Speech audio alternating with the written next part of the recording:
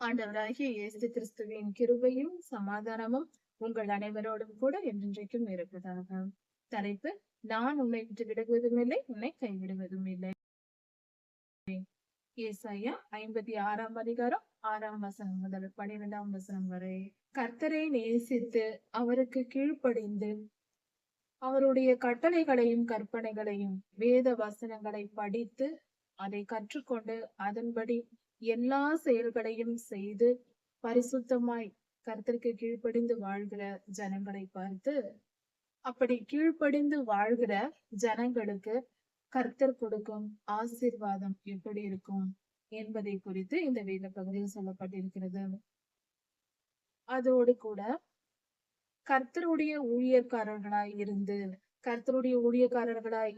கர்த்தருக்கு கீழ்ப்படிந்து வேலை செய்யாமல் கர்த்தருக்கு விரோதமாய் செயல்பட்டு இச்சைகளின்படி வாழ்ந்து பாவம் செய்கிற கர்த்தருடைய ஊழியக்காரர்களுக்கு, எல்லாவித ஊழியக்காரர்களுக்கும் என்ன நடக்கும், கர்த்தருடைய கோபம் எப்படி வரும் என்பதை குறித்தும் இந்த வேத பகுதியில் நமக்கு சொல்லப்பட்டிருக்கிறது.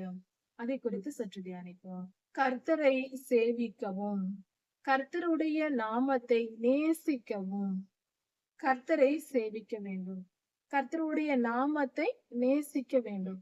கர்த்தரை சேவிப்பது என்றால் கர்த்தருக்கு பிரியமான கர்த்தருடைய வேலைகளை செய்வது. கர்த்தருடைய ராஜ்யம் இந்த உலகத்தில், தேவ ராஜ்யம் உலகத்தில் கட்டப்பட, இந்த பூமியில் கட்டப்பட நாம் உழைப்பது, உண்மையாய் கர்த்தருக்கு ஊழியம் செய்வது, அப்படிப்பட்ட காரியங்களை செய்கிறவர்களுக்கும் கர்த்தருடைய நாமத்தை நேசிக்கவும், கர்த்தர் மேல் அன்பு கூர்ந்து நேசத்தோடு வாழ்ந்து ஊழியம் செய்கிறவர்களுக்கும், அவருக்கு ஊழியக்காரராய் இருந்து அவருக்கு கீழ்ப்படிந்து அவரோடு சேர்ந்து ஓய்வு நாளை பரிசுத்தமாய் ஆசரித்து அப்படி கீழ்ப்படிந்து கர்த்தருக்கு பிரியமாய் நடக்கிறவர்களுக்கும், என் உடன்படிக்கையை பற்றி கொண்டிருக்கிற அந்நிய புத்திரர் அனைவருக்கும் என்று கர்த்தர் சொல்லுகிறார். கர்த்தருடைய வேலையை செய்கிறவர்கள், கர்த்தரிடத்தில் அன்பாய் இருக்கிறவர்கள், கர்த்தருடைய கட்டளைகளையும் கற்பனைகளையும் கை கொள்ளுகிறவர்கள், கர்த்தருடைய ஓய்வு நாளை பரிசுத்த குலைச்சல் ஆகாதபடிக்கு பரிசுத்தமாய் ஆசரிப்பவர்கள், இப்படிப்பட்ட அந்நியர்கள், இஸ்ரவேலர் அல்லாத மற்ற ஜனங்கள், அவர்களை கர்த்தர் ஆசீர்வதிப்பாராம். எப்படி ஆசீர்வதிப்பார்? என்னென்னலாம் செய்வார்? எப்படிப்பட்ட ஆசீர்வாதம் அவர்களுக்கு கொடுப்பார் என்று இந்த வேத பகுதியில் சொல்லப்பட்டிருக்கு. அவர்களை நான் என் பரிசுத்த பர்வதத்திற்கு கொண்டு வந்து நித்திய ஜீவனுக்கு அவர் கொண்டு போவாராம். அந்நியர்களாய் இருந்தாலும் இப்படிப்பட்ட கர்த்தருக்கு பிரியமான காரியங்களை செய்கிறவர்கள் பரலோகத்திற்கு கொண்டு போகப்படுவார்கள். நித்திய ஜீவன் கிடைக்கும். பரலோகத்திற்கு கர்த்தரிடத்தில் போய் சேரலாம். அக்னி கடலுக்கு தப்பித்து கொள்ளலாம். என் ஜெப வீட்டிலே அவர்களை மகிழ பண்ணுவேன். கர்த்தருடைய ஜெப வீடு பரலோகத்தை சொல்லுகிறது. கர்த்தருடைய சன்னிதானத்தில் நாம் போய் சேர்ந்து சந்தோஷமாய் இருப்போம். மகிழ பண்ணுவேன். நம் மனம் சந்தோஷம் அடையும்படி, சந்தோஷமாய் வாழும்படி கர்த்தர் செய்வார். அவர்களுடைய சர்வாங்க தகன பலிகளும் அவர்களுடைய பலிகளும் என் சந்நிதியில் அங்கீகரிக்கப்பட்டிருக்கும். நாம் செலுத்தும் பலிகளை கர்த்தர் ஏற்றுக்கொள்வார். நாம் யார் மேல் கர்த்தர் பிரியமாய் இருக்கிறாரோ அவர்கள் செலுத்தும் பலிகளை தான் கர்த்தர் ஏற்றுக்கொள்வார். ஆதியிலே ஆபேல் ஐயாவின் காணிக்கையை கர்த்தர் ஏற்றுக்கொண்டார். அவர் செலுத்தின பலியை ஏற்றுக்கொண்டார். காயினின் பலியை ஏற்றுக்கொள்ளவில்லை. காரணம், காயின் துன்மார்க்கராய் இருந்தார். அதற்கு அடையாளம், கொலைகாரனாய் இருந்திருக்கிறார், கொலை செய்திருக்கிறார். இதுவே நமக்கு அடையாளமா இருக்கிறது. அதனால்தான் கர்த்தர் துர்க்குணத்தோடு கர்த்தரை நேசிக்காமல் செலுத்தின அந்த பலியை ஏற்றுக்கொள்ளவில்லை. ஆபிலேயாவின் பலியை ஏற்றுக்கொண்டார். அவர் அன்பு கூர்ந்தார். கர்த்தரிடத்தில் அன்பு கூர்ந்து முதற் பலனை தெரிந்து கொண்டு சிறந்ததை, தன் மந்தையில் இருந்த சிறந்ததை எடுத்துக்கொண்டு வந்து கர்த்தரிடத்தில் ஆபிலேயா அன்போடு கூட காணிக்கை செலுத்தினார், பலி செலுத்தினார். அந்த பலியை கர்த்தரை ஏற்றுக்கொண்டார். அந்த அன்பு அங்கு இருந்தது. அதனால்தான் அப்பொழுது அந்த பலி ஏற்றுக்கொள்ளப்படுகிறது. நம்மை நேசித்தால் கர்த்தர் நம் காணிக்கைகளையும் நம் பலிகளையும் ஏற்றுக்கொள்வார். நாம் ஸ்தோத்திர பலி செலுத்தினாலும் கர்த்தரை ஏற்றுக்கொள்வார். நம்முடைய காணிக்கைகளையும் கர்த்தரை ஏற்றுக்கொள்வார். நாம் முதலில் கர்த்தருக்கு பிரியமாய் நடப்பதே முக்கியம். அதன் பின்புதான் காணிக்கை செலுத்துவதை யோசிக்க வேண்டும். காணிக்கை மட்டும் செலுத்திவிட்டு கர்த்தருக்கு கீழ்ப்படியாமல் அவர் எதை விரும்புகிறார் என்று தெரிந்து கொள்ளாமல் இருந்தால் பிரயோஜனம் இல்லை. நம் காணிக்கை அங்கீகரிக்கப்படாது. நம் பலிகளும் அங்கீகரிக்கப்படாது. நாம் ஜெபத்தில் உட்கார்ந்து மணிக்கணக்காக ஸ்தோத்திர பலி செலுத்தினாலும் பிரயோஜனம் இல்லை. ஏனென்றால் நாம் முதலில் கர்த்தரிடத்தில் அன்பு கூற வேண்டும். அன்போடு கூட நாம் நேசித்து உண்மையான இருதயத்தில் இருந்து நாம் நன்றி உள்ளவர்களாய் நாம் செலுத்தும் பலிகளை தான் கர்த்தர் ஏற்றுக்கொள்வார். என் வீடு சகல ஜனங்களுக்கும் ஜெப வீடு என்று எண்ணப்படும். கர்த்தர் சொல்லுகிறார், என் வீடு சகல ஜனங்களுக்கும் ஜெப வீடு என்று சொல்லப்படும். நமக்கு அதன் பெயர் கொடுக்கப்படுகிறது. ஜெப வீடா இருக்கும். கர்த்தரை நோக்கி நாம் பேசுகிற வார்த்தைகளே ஜெபமாய் இருக்கிறது. கர்த்தரோடு பேசி பழகும் வீடாய் இருக்கும். இஸ்ரவேலில் தள்ளுண்டவர்களை சேர்க்கிற கர்த்தர். இஸ்ரவேல் தேசத்தில் தள்ளப்பட்டவர்கள், வெளியில் துரத்தி விடப்பட்டவர்கள், தேசத்தை விட்டு விலகி ஓடி போனவர்கள் இருக்கிறார்கள் அல்லவா, அவர்களை சேர்க்கிற கர்த்தராய் இருக்கிறார்.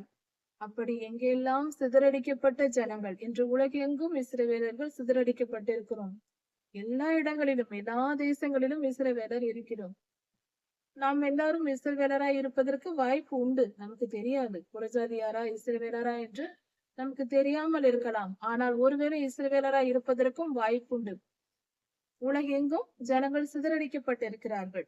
அப்படி இருக்க அப்படிப்பட்டவர்களை தள்ளுண்டவர்களை இஸ்ரவேலில் சேர்க்கிற தேவன், அவர் அப்படி செய்கிறவர். அப்படி நம்மையும் கூட்டி சேர்ப்பார் தம்மோடு ஜனத்தோடு கூட. இது இஸ்ரவேல் தேசத்தையும் குறிக்கிறது, பரலோகத்தையும் குறிக்கிறது. எல்லோரும் பரலோகத்திற்கு நம்மை கூட்டி சேர்ந்து கொள்வார் என்று இன்னும் அவனிடத்தில் சேர்ப்பேன் என்று சொல்லுகிறார். இஸ்ரவேலில் இன்னும் ஜனங்களை நான் சேர்ப்பேன், தம்முடைய ஜனமாக ஜனங்களை ரட்சித்து மீட்டுக் கொள்வேன் என்று கர்த்தர் சொல்கிறார். இது ரட்சிப்பையும் குறிக்கும். இஸ்ரவேல் தேசத்தில் தள்ளப்பட்ட வெளி தேசங்களில் இருக்கிற இஸ்ரவேலரை மீண்டும் அழைப்பதையும் குறிக்கும். ரட்சிக்கப்பட்டு ஜனங்கள் மனம் திரும்பி கிறிஸ்தவர்களாகி பரலோகம் சேர்வதையும் குறிக்கும். இரண்டு பொருளும் உண்டு. இப்படியாக கர்த்தர் அவரை சேர்ந்து அவரை நம்பி இருக்கிறவர்களை அவர் காப்பாற்றுகிறார்.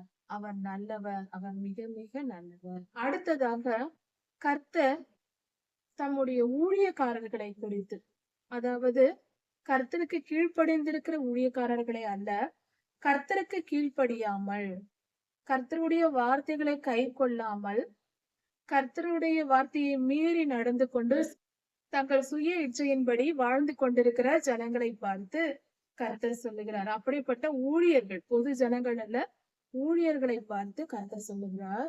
அவர்கள் மேல் கோபம் கொண்டு கர்த்தர் பேசுகிற வார்த்தை, இந்த வார்த்தைகளை கர்த்தர் சொல்லுகிறார். அது என்ன என்று கவனிப்போம். வெளியில் சஞ்சரிக்கிற சகல மிருகங்களே, சகல காட்டு மிருகங்களே வாருங்கள் என்று அழைக்கிறார். நாட்டில் உள்ள மிருகங்கள், காட்டு மிருகங்கள் எல்லாரும் வாருங்கள், பட்சிக்க வாருங்கள் என்று அழைக்கிறார். இது கர்த்தருடைய கோபத்தினால் சொல்லுகிற வார்த்தை. மிருகங்களை பார்த்து அழைக்கிறார். நீங்கள் எல்லாம் வந்து சாப்பிட வாருங்கள், பட்சித்து போடுங்கள் என்று கூப்பிடுகிறார். அவனுடைய காவற்காரர்கள் எல்லாம் ஒன்றும் அறியாத குருடர்கள். இஸ்ரவேலை காவல் காக்க கர்த்தர் வைத்த ஜனங்கள், இஸ்ரவேலை காக்க வேண்டியவர்கள், அதாவது கர்த்தருடைய ஊழியக்காரர்கள் குருடர்களாய் இருக்கிறார்கள். அப்படி என்றால் கண் பார்வை இல்லாதவர்கள் அல்ல, அப்படி அல்ல. மனம் குருடாய் இருக்கிறது. மனதில் கர்த்தரை நேசிக்காமல், அவருக்கு கீழ்ப்படியாமல், உலக வாழ்க்கை வாழ்ந்து கொண்டு உணர்வற்றவர்களாய், கர்த்தருக்கும் மனிதனுக்கும் இவர்களுக்கும் தொடர்பே இல்லாமல் வாழ்ந்து கொண்டிருப்பவர்கள். கர்த்தர் எங்கே என்றால் எங்கே என்று கேட்பார்கள், அவர்களும் கேட்பார்கள். அப்படிப்பட்ட கர்த்தரை அறியாத கர்த்தருடைய ஊழியக்காரர்களாய் வாழ்ந்து கொண்டிருப்பவர்கள். உலகத்தில் பார்க்கும் போது அவர்கள் பெரிய ஊழியக்காரர்களாய் தெரியலாம், ஆனால் கர்த்தருக்கும் அவர்களுக்கும் சம்பந்தமே இருக்காது. இப்படிப்பட்ட நிலையில் இருப்பவர்கள், அவர்கள் குருடர்கள் என்று சொல்லுகிறார். கர்த்தர் கோபப்பட்டு பேசுகிறார்.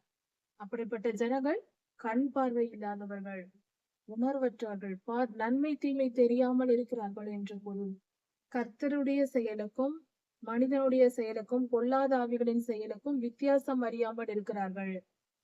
நன்மை தீமை தெரியாமல் இருக்கிறார்கள். பார்வையற்றவர்களைப் போல வாழ்ந்து கொண்டிருக்கிறார்கள் என்று கர்த்தர் கோபப்படுகிறார். அவர்கள் எல்லாரும் குலைக்க மாட்டாத ஊமையான நாய்கள் என்று சொல்லுகிறார். மிகவும் கடினமான வார்த்தைகளை கர்த்தர் இங்கு கோபப்பட்டு சொல்லுகிறார். அவருடைய கோபம் பயங்கரமாய் இருக்கிறது தம்முடைய ஊழியக்காரர்களின் மேல். அதாவது கர்த்தருக்கு பிரியமில்லாத காரியத்தை செய்கிற தவறான ஊழியர்களை பார்த்துதான் கர்த்தர் கடிந்து கொள்கிறார்.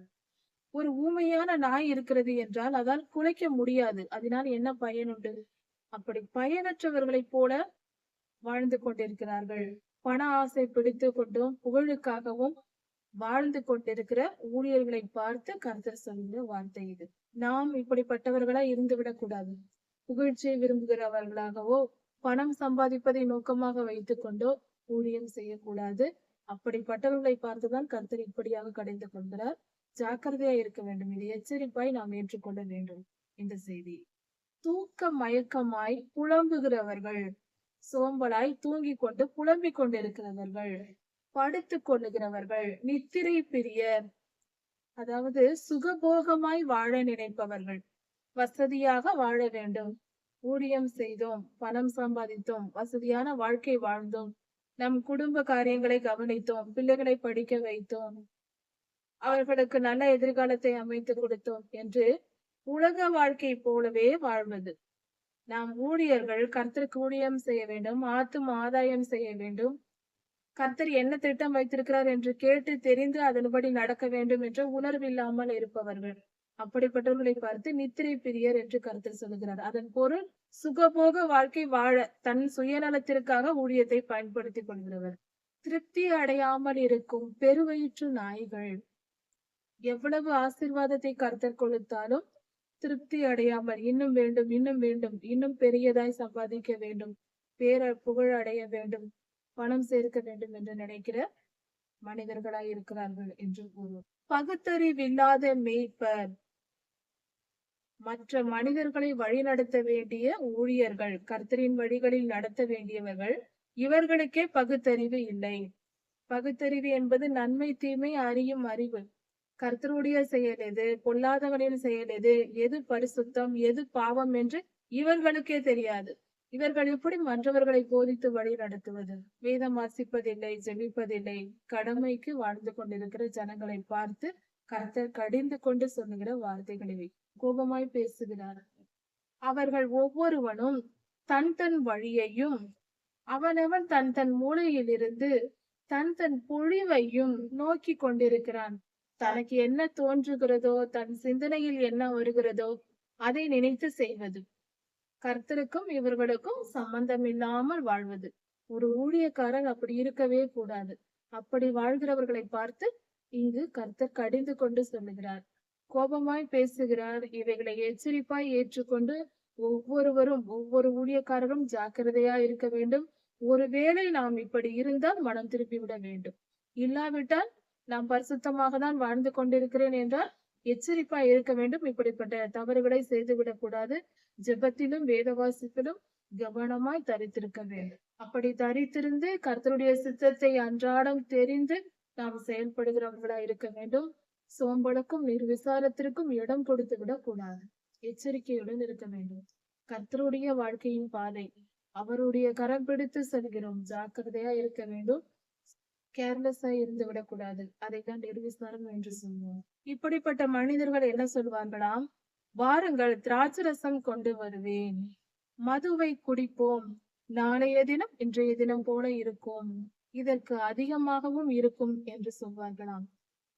மது அருந்திக் கொண்டு, திராட்சரசம் அருந்திக் கொண்டு இன்றைய போலவே நாளைக்கும் சந்தோஷமாய் நாம் இருப்போம், வாழ்க்கையை அனுபவிப்போம் என்று வாழ்ந்து கொண்டிருப்பார்களாம். இப்படிப்பட்டவர்கள் என்றால் இப்படிப்பட்ட ஊழியக்காரர்கள் தங்கள் சுயநலமாய் தங்களுக்கு என்ன தோன்றியதோ அதை செய்து கொண்டு, ஒரு வியாபாரி ஒரு கடை வைத்திருக்கிறார், ஒரு நிறுவனத்தை நடத்துகிறார் என்றால் அவருடைய சிந்தனை எப்படி இருக்குமோ அதே போல இவர்கள் ஊழியத்தை நடத்தி கொண்டிருப்பார்கள்.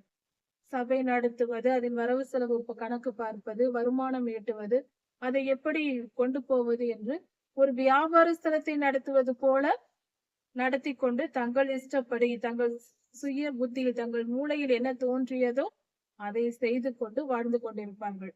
இப்படிப்பட்டவர்களை பார்த்துதான் கர்த்தர் சொல்லுகிறார். அவர்கள் மது அருந்துவார்கள், வாழ்க்கையை அனுபவிப்பார்கள், சுகபோகமாய் வாழ திரிந்து கொண்டிருப்பார்கள்.